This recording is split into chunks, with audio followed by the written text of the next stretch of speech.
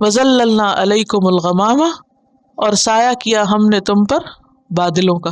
غمام اسم جنس ہے، ایک بادل نہیں کئی بادل، کیونکہ ایک بادل کا سایہ نہیں ہوتا.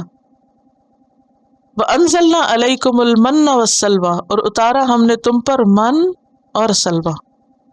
من اور سلوہ غذا کے طور پر. یہ کہاں اتارا؟ صحرائے سینا میں.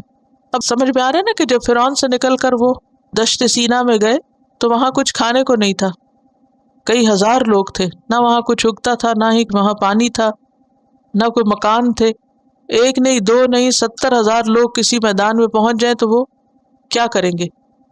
تو اس پر اللہ نے ان پر بہت انعام اور احسان کیا، اور وہ کیا تھا کہ ان پر بادلوں کا سایہ کیا اور من و سلوہ کھانے کو دیا. اور کیا فرمایا؟ کلو کھاؤ، من طیبات ما رزقناکم، پاکیزہ چیزیں جو ہم نے تم کو رزق دی ہیں، اچھی چیزیں، عمدہ چیزیں. کیا تھی یہ اچھی چیزیں؟ من اور سلوہ، جو دیکھنے میں، ٹیسٹ میں، ذائقے میں اچھا تھا. وما ظلمونا، انہوں نے ہم پہ ظلم نہیں کیا. کس نے؟ بنی اسرائیل نے. ولکن کانوا انفسہم یظلمون، لیکن وہ اپنی جانوں پر ظلم کرتے تھے. کس طرح؟ کیسے؟ شکر نہ کر کے، ناشکری کر کے.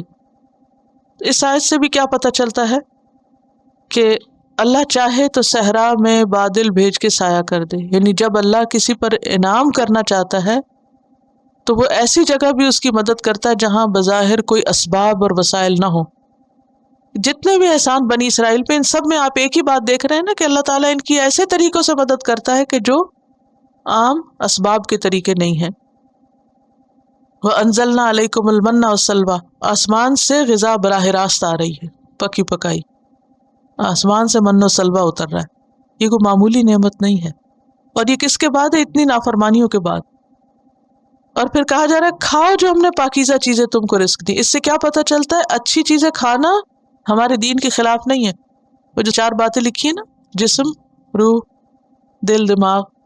تو اگر کوئی انسان کھانے میں اپنے لیے عمدہ چیز سلیکٹ کرتا ہے تو یہ کوئی تقوی کے خلاف نہیں ہے. کیونکہ بعض لوگ پرہیزگاری اور تقوی اور زہد کس کو سمجھتے ہیں؟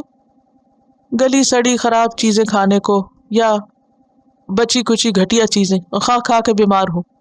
تو یہاں پر کیا حکم دیا جا رہا ہے؟ کلو، امر شرعی ہے، کھاؤ. کس میں سے؟ من طیبات، طیبات میں سے، ما رزقناکم.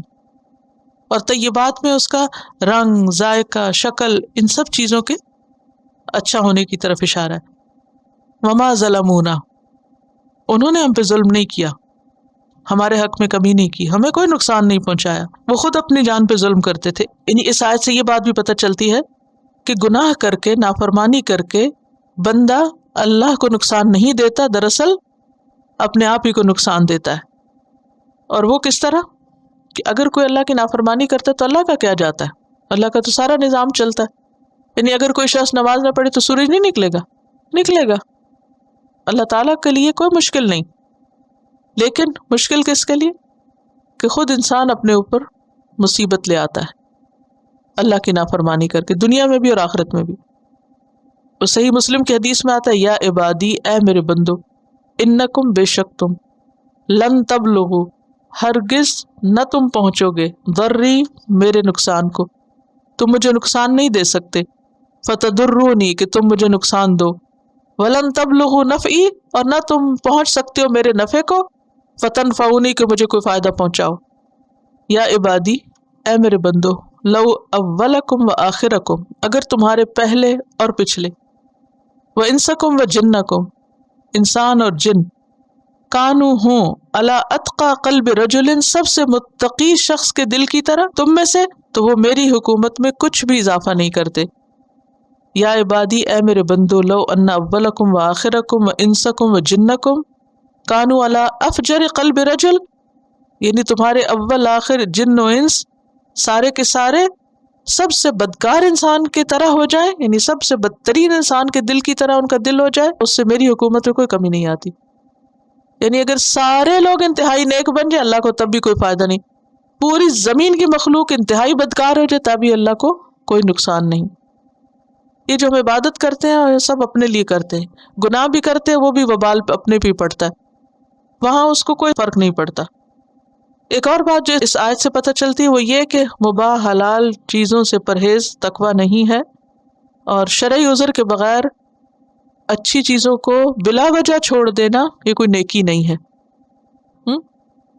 نبی صلی اللہ علیہ وسلم نے ایک موقع پر اپنے لیے شہد کو حرام کیا تھا تو اللہ سبحانہ وتعالیٰ نے آیت اتاری تھی، یا ایھا النبی لما تحرم ما احل اللہ لک، اے پیغمبر آپ ان چیزوں کو کیوں حرام کرتے ہیں جو اللہ نے آپ کے لیے حلال قرار دی ہیں، تو ان کو حرام نہیں کرنا چاہیے۔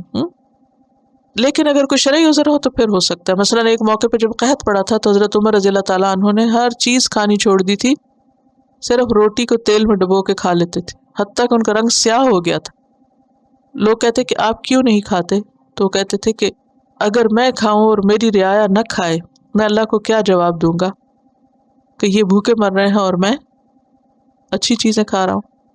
تو ایسے موقع پر اپنے آپ کو محروم کرنا اس لیے کہ اوروں کے پاس کچھ نہیں، وہ ایک وجہ ہے، لیکن بلا وجہ سب کھا رہے ہیں اور آپ نہیں کھا رہے صرف یہ سوچ کے کہ میں زیادہ نیک ہوں، یہ کوئی نیکی اور تقویٰ نہیں ہے۔ لیکن بہرحال کھانے میں اعتدال اپنی جگہ ہے، وہ ضروری ہے۔